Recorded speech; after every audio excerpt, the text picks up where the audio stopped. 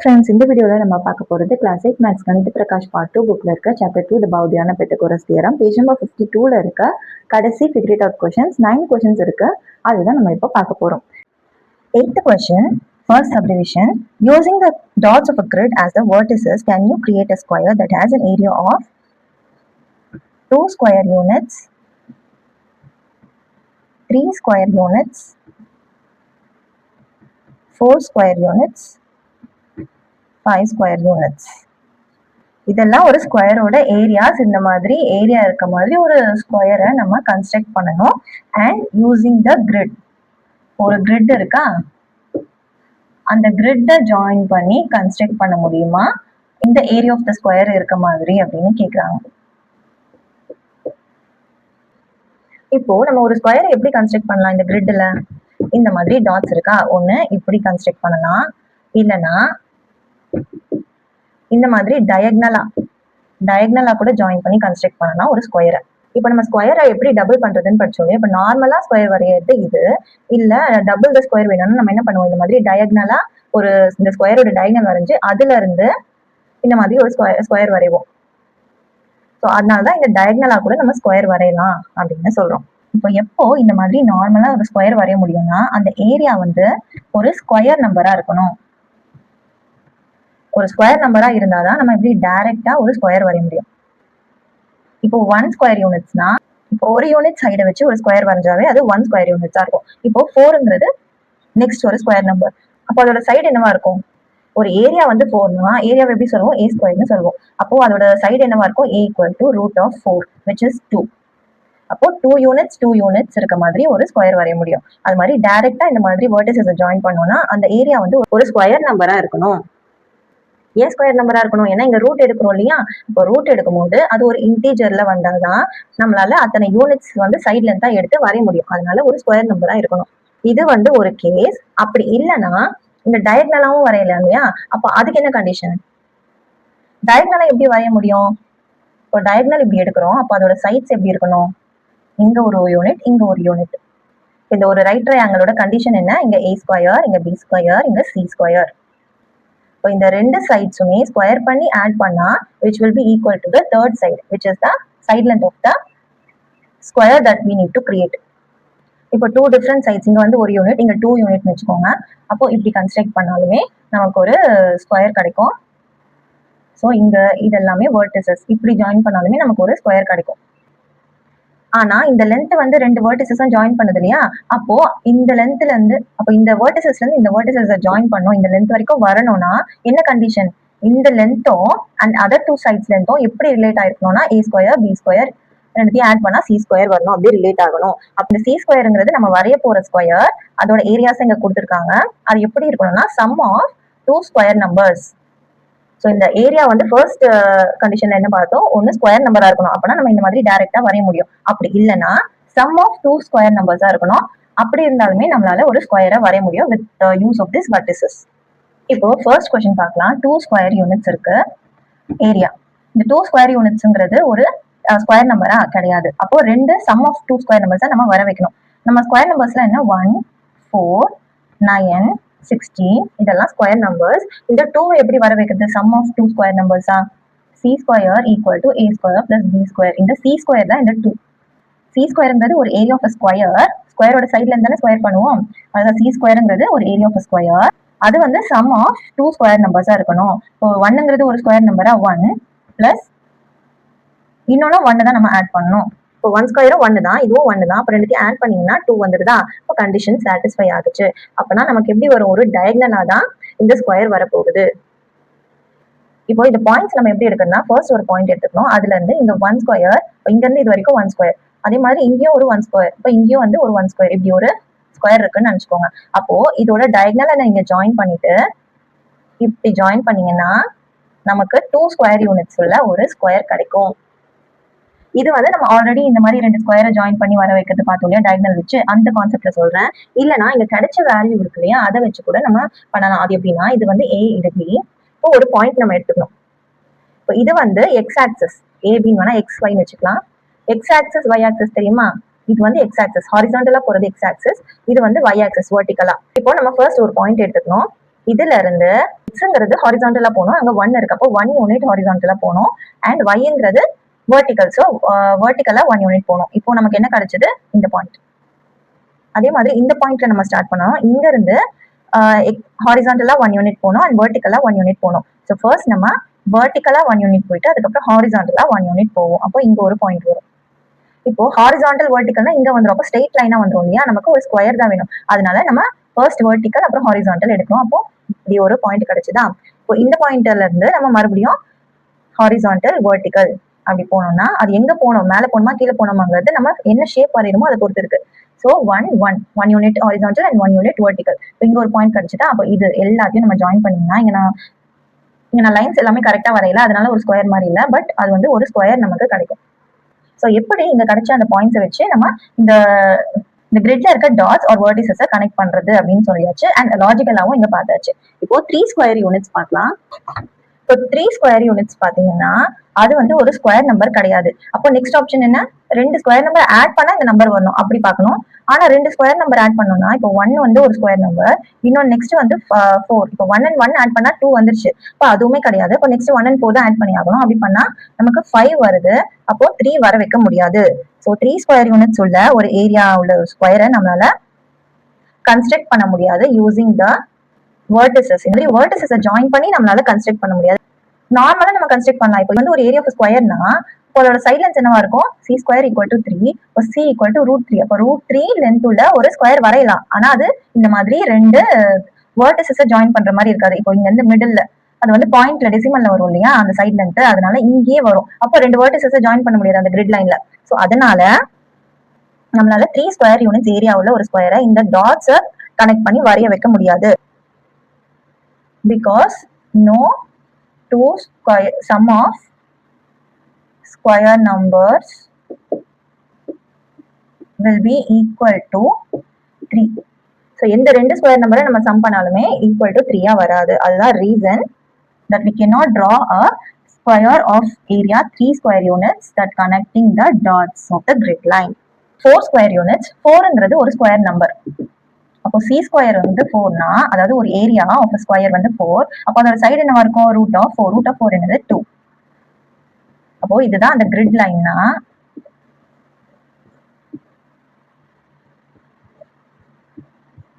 இதுல 2 யூனிட்ஸ் நம்ம டைரக்டாவே எடுத்துடலாம். இங்க இருந்து இது வரைக்கும் 2 யூனிட்ஸா, இந்த சைடு 2, இந்த சைடு 2, இந்த சைடு 2, இந்த சைடு 2, 2 யூனிட்ஸ் எடுத்துட்டு நம்ம டைரக்டா இப்படி ஒரு square வரைஞ்சிடலாம். which has area 4 square units. 1 2 3 4 பார்த்தாலே தெரியுது 4 square units. இப்போ இதை எப்படி அந்த கோஆர்டினேட்ஸ் யூஸ் பண்ணி சொல்லலாம்னா, அதாவது அங்க 1, வந்துச்சு இல்லையா 1, அந்த மாதிரி இது எப்படி சொல்லணும்னா, இப்போ 4 நம்ம எப்படி சம் ஆஃப் 2 ஸ்கொயர் நம்பர்ஸா எழுதலாம், 2 ஸ்கொயர் பிளஸ் 0 ஸ்கொயர். 2 ஸ்கொயர் வந்து 4. அப்போ இதுலயே வந்ததுனால இது 0ன்னு போட்டுடலாம். இப்போ சம் ஆஃப் 2 ஸ்கொயர் நம்பர்ஸ்ல எழுதியாச்சு. அப்போ ஆன்சர் என்ன, 2, 0.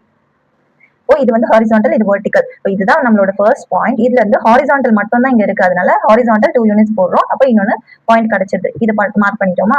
மறுபடியும் இங்க இருந்து இது பேப்பரை திருப்பி பாத்தீங்கன்னா இதுதான் வந்து ஹாரிசான்டலா இருக்கும். இப்போ இங்க இருந்து இது வரைக்கும் ஹாரிசான்டல். இப்படி போனீங்கன்னா ஸ்ட்ரெயிட் லைன் வரும், நமக்கு ஸ்கொயர் தான் வேணும், அதனால இப்படிதான் போகணும். இப்போ இது வந்து ஹாரிசான்டல் லைன் 2 யூனிட்ஸ். இது ஏன் வெர்டிகல் இல்லைன்னா நம்ம பேஜ் திருப்பிக்கணும், ஏன்னா நமக்கு ஸ்கொயர் தான் வேணும், நமக்கு என்ன ஷேப் வேணுமோ அதுக்கேற்ற மாதிரி தான் நம்ம மாத்திக்கணும்.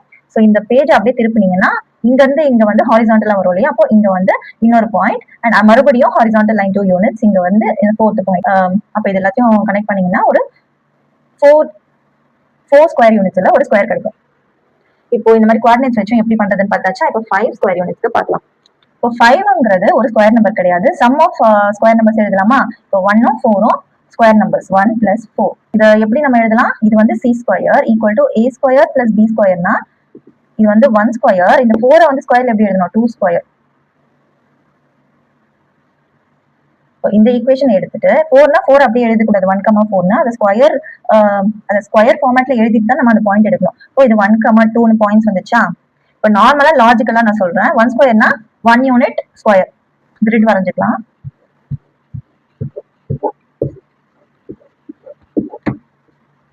ஒன் ஸ்கொயர்னா 1 யூனிட் உள்ள ஒரு ஸ்கொயர், இதுதான் 1 ஸ்கொயர் லென்த். அதுக்கப்புறம் இந்த பக்கம் 2 ஸ்கொயர், அப்போ 2 யூனிட்ஸ் லென்த் உள்ள ஒரு ஸ்கொயர் இங்க. இப்போ இதை ரெண்டுத்தையும் ஜாயின் பண்ணாதான் நமக்கு ரிசல்டன்ட் 5 ஸ்கொயர் உள்ள ஒரு ஸ்கொயர் கிடைக்கும். அதை நம்ம இப்படி ஜாயின் பண்ணணும். இது வந்து எங்க ஜாயின் பண்ணணும்னு நமக்கு கரெக்டா தெரியாது. ஆக்சுவலா நம்ம 90 டிகிரி எடுத்தா கரெக்டா ஜாயின் ஆகும். பட் அந்த கோஆர்டினேட்ஸ் நமக்கு தெரிஞ்சா கரெக்டா போட்டுடலாம் இல்லையா? அதனால இந்த கோஆர்டினேட்ஸ் யூஸ் பண்ணி எப்படி பண்றதுன்னு சொல்றேன். ஸோ ஃபர்ஸ்ட் இந்த லாஜிக்கலா புரிஞ்சுதா? 1 ஸ்கொயர் 2 ஸ்கொயர் அதோட டயகனல் வரைஞ்சிட்டு அந்த லென்த் உள்ள ஒரு ஸ்கொயரை நம்ம இங்க கிரிட்ஸை ஜாயின் பண்றோம். இப்போ கோஆர்டினேட்ஸ் வச்சு எப்படி பண்றதுன்னு பார்க்கலாம்.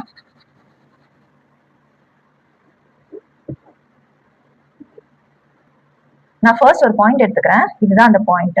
இப்போ 1 யூனிட் ஹாரிசான்டல் அண்ட் 2 யூனிட் வெர்டிக்கலா போகணும். அதுதான் இதுக்கு அர்த்தம். So 1 unit horizontal and 2 unit vertical இங்க வந்துச்சா? இப்போ இது ரெண்டையும் ஜாயின் பண்ணிக்கலாம். இப்போ இங்க இருந்து மறுபடியும் 1 யூனிட் அண்ட் 2 யூனிட் இந்த பக்கம் வரணும். அதாவது பேஜ் திருப்பிட்டா இது ஹாரிசான்டல், இது வெர்டிக்கலா இருக்கும். இப்போ இதை ஜாயின் பண்ணிக்கலாம். அதே மாதிரி 1 யூனிட் ஹாரிசான்டல் 2 யூனிட்ஸ் வெர்டிக்கல் இங்க வர பாயிண்ட ஜாயின் பண்ணணும். அண்ட் இதை ஜாயின் பண்ணிட்டீங்கன்னா ஒரு ஸ்கொயர் கிடைக்கும். இப்போ நான் முதல்ல சொன்ன மாதிரி ஒரு ஸ்கொயர் வந்துச்சு பாருங்க. இங்க 1 யூனிட் அண்ட் இங்க 2 யூனிட். இப்போ இதுல டயகனல் ஜாயின் பண்ணா இப்படி ஒரு ஸ்கொயர் வருது. இந்த பாயிண்ட்ஸ் தான் நமக்கு கரெக்டா தெரியாது. 90 டிகிரி வரைஞ்சா கரெக்டா வரும். இருந்தாலும் எக்ஸாக்ட் பாயிண்ட் நம்ம மார்க் பண்ணணும்னா இந்த கோஆர்டினேட்ஸ் யூஸ் பண்ணி இந்த மாதிரி பாயிண்ட்ஸை அந்த கிரிட்ல மார்க் பண்ணி வரையலாம். ஸோ எப்படி லாஜிக்கலா வரைகிறது அண்ட் எப்படி இந்த கோஆர்டினேட்ஸ் யூஸ் பண்ணி வரையுதுன்னு உங்களுக்கு புரிஞ்சிருக்கும்னு நினைக்கிறேன். இப்போ நெக்ஸ்ட் சப்டிவிஷன் பார்க்கலாம்.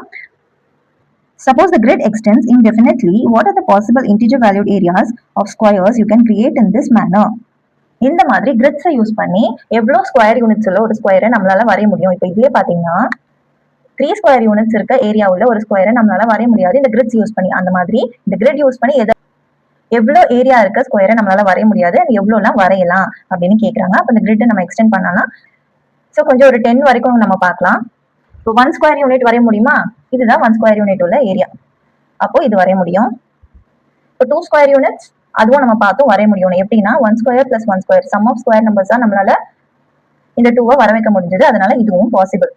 3 வந்து நாட் பாசிபிள்னு பார்த்தோம். அது ஏன்னு முன்னாடி சொல்லியாச்சு. ஏன்னா சம் ஆஃப் 2 ஸ்கொயர் நம்பர்ஸா 3 வர வைக்க முடியாது. அண்ட் 4 வந்து ஆல்ரெடி ஸ்கொயர் நம்பர், அதனால அது வரும். அண்ட் 5 வந்து sum of square numbers 2 square plus 1 square இந்த ஃபார்மேட்ல இருக்கிறதுனால இதுவும் முடியும். இப்போ 6 பாத்தீங்கன்னா அது வந்து 1 4 1 plus 4 5 வந்துருச்சு. நெக்ஸ்ட் ஸ்கொயர் நம்பர் வந்து 9. இப்போ 9 plus 1 பண்ணாலும் 10, 9 plus 4 பண்ணாலும் அதை விட அதிகமாக தான் போகும். அப்போ 6 வராது. 4 plus 4நாலும் 8 தான். அப்போ 6 வந்து 2 சம் ஆஃப் ஸ்கொயர் நம்பர்ஸ் நம்மளால வர வைக்க முடியாது. ஸோ இது வராது. 7மே 2 ஸ்கொயர் நம்பரை ஆட் பண்ணா வர நம்பரா 7 வர வைக்க முடியாது. ஸோ இதுவுமே நாட் பாசிபிள். அண்ட் 8 இப்போ தான் பார்த்தோம். 4 plus 4 8. அப்போ 2 ஸ்கொயர் பிளஸ் 2 ஸ்கொயர் 4 plus 4 8. அப்போ சம் ஆஃப் 2 ஸ்கொயர் நம்பர்ஸ் தான் இந்த 8 நம்மளால அந்த ஃபார்மேட்ல வர வைக்க முடிஞ்சது. So this is possible to draw in this grid line. இப்போ 9 பாத்தீங்கன்னா 9 ஒரு ஸ்கொயர் நம்பர் தான். So this is possible. And 10 பாத்தீங்கன்னா 9 plus 1 10. 9ங்கிறது ஒரு 3 ஸ்கொயரோட வேல்யூ அண்ட் 1 ஸ்கொயர். இப்போ 1 ஸ்கொயர் பிளஸ் 3 ஸ்கொயர் வந்து 1 plus 9 10. அப்போ சம் ஆஃப் 2 ஸ்கொயர் நம்பர்ஸ் தான் 10 வர வைக்க முடியும். அப்போ 10மே பாசிபிள். இதுக்கப்புறமா பாத்தீங்கன்னா 11 வராது, 12மே வர வைக்க முடியாது. சம் ஆஃப் 2 ஸ்கொயர் நம்பர்ஸ் தான். 13 பாத்தீங்கன்னா 9 plus 4 13. அப்போ 9ங்கிறது 3 ஸ்கொயர், 4ங்கிறது 2 ஸ்கொயர். இப்போ சம் ஆஃப் 2 ஸ்கொயர் நம்பர்ஸா வர வைக்க முடியுது. ஸோ 13 வந்து possible to draw in this grid line. இப்போ எதெல்லாம் நம்மளால வர வைக்க முடியாது? 3 6 7 11 12 are impossible because they cannot be formed by adding 2 perfect squares. 2 perfect squares add பண்ணி வர நம்பரா இந்த நம்பர்ஸ் எல்லாம் வர வைக்க முடியல. அதனால இதெல்லாம் impossible to draw. So what are the possible numbers na? 1 2 4 5 8 9 10 13 இதெல்லாம் possible numbers that we can draw. இப்போ next question பார்க்கலாம். இதுதான் இந்த figure it out ஓட last question, 9th one. Find the area of an equilateral triangle with side length 6 units. Hintல என்ன கொடுத்திருக்காங்கன்னா show that an altitude bisects the opposite side. Use this to find the height. இப்போ area of a square எப்படி கண்டுபிடிப்போம்? What is the formula? half into base into height. இங்க வந்து ஒரு equilateral triangle கொடுத்திருக்காங்க. அதோட sides வந்து 6 யூனிட்ஸ் கொடுத்திருக்காங்க. இப்போ இதை பேஸா எடுத்தோம்னா இது 6ன்னு தெரியும், ஆனா ஹைட் தெரியாது. ஸோ அதுதான் ஹிண்ட்ல கொடுத்திருக்காங்க. ஒரு altitude that bisects the base. Use this to find the height. இந்த ஆல்டிடியூட் வரைஞ்சு அதுக்கப்புறம் இந்த ஹைட்டை கண்டுபிடிச்சு அந்த ஹைட்டை யூஸ் பண்ண சொல்றாங்க. இந்த மாதிரி ஒரு ஆல்டிடியூட் வரைஞ்சோம்னா இங்க ஆங்கிள் என்னவா இருக்கும்? 90 டிகிரியா இருக்கும். அப்போ 2 ரைட் ஆங்கிள் ட்ரையாங்கிளா இது பிரிஞ்சிருக்கு. அண்ட் இது பைசெக்ட் ஆகுறதுனால இந்த 6 வந்து ஹாஃபா பிரியும். ஸோ இங்க இருந்து இந்த மிடில் வரைக்கும் 3 யூனிட்ஸ், இங்க இருந்து இது வரைக்கும் 3 யூனிட்ஸ் இருக்கும். இப்போ இதுல பாத்தீங்கன்னா இது ஒரு ரைட் ஆங்கிள் ட்ரையாங்கிள். அதுல ஹைபோட்டனஸ் 6 அண்ட் சைடு வந்து 3 இருக்கும். இப்போ 2 சைடு தெரிஞ்சா இன்னொரு சைடு கண்டுபிடிக்கலாமா? a square plus b square equal to c square. இப்போ a ஸ்கொயர் வந்து இது 3 எடுத்துக்கலாம், 3 ஸ்கொயர். b தான் நமக்கு தெரியாது. ஸோ b ஸ்கொயர் அப்படியே வச்சுட்டு c square equal to 6 square. இப்போ b square equal to 6 square. இந்த 3 ஸ்கொயர் இந்த சைடு போச்சுன்னா -3 ஸ்கொயர் ஆகும். இப்போ 36 - 9. இப்போ b equal to root of 36 - 9 எவ்வளோ? 27. இப்போ ரூட் ஆஃப் 27 ஓட வேல்யூ, இது வந்து ஒரு ஸ்கொயர் நம்பர் கிடையாது, அதனால டைம் ஃபேக்டரைசேஷன் எடுத்தா 3 டேபிள்ஸ்ல 9s ஆர் 3 3s ஆர். இப்போ 3 × 3 × 3. ஒரு இது வந்து 2 3 எடுத்தோம்னா 3 ஸ்கொயர் ஆகும். ஸ்கொயரும் ரூட்டும் கேன்சல் ஆச்சுன்னா ஒரு 3 வெளியில வந்துடும், இன்னொரு 3 மட்டும் உள்ள இருக்கும். இப்போ 3√3ங்கிறது என்னது? இந்த b, அதாவது இந்த ஹைட். ஹைட் வேல்யூ தெரிஞ்சிச்சா? ஹைட் வேல்யூ என்ன? 3√3. அப்போ half into பேஸோட வேல்யூ 6 அண்ட் ஹைட்டோட வேல்யூ 3√3. கேன்சல் பண்ணீங்கன்னா 3. அப்போ 3 3s are 9√3. ஸோ 9√3 தான் area of this equilateral triangle. இப்போ இது வந்து ஒரு ஈக்குவலேட்டர் ட்ரையாங்கிள். இது டைரக்டா கூட ஈக்குவலேட்டர் ட்ரையாங்கிளோட ஏரியா கண்டுபிடிக்கிறதுக்கு ஒரு ஃபார்முலா இருக்கு, √3/4 a². இதை வச்சு நீங்க செக் பண்ணி பார்க்கலாம். √3 ஏங்கிறது இங்க 6. So 6 square divided by 4. 6 ஸ்கொயர்னா 6 × 6 இல்லையா? இப்போ 4 3 3 இந்த மாதிரி கேன்சல் பண்ணீங்கன்னா 3 3s are 9, அப்புறம் √3 9√3 கரெக்டா வந்துருச்சு. இந்த மாதிரி நீங்க செக் பண்ணிக்கலாம்.